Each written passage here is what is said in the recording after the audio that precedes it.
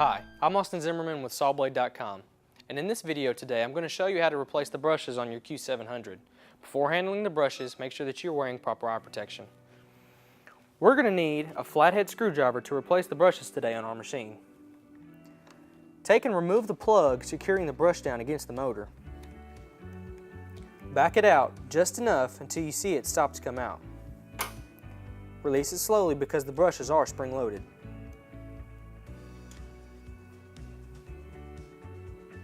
Remove the old brush and take your new brush out of the package. Align the brush with the inside housing of the motor.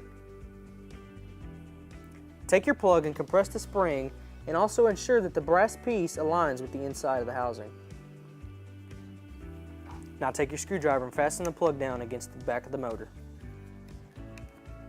Now just repeat the steps to change out the other side brush.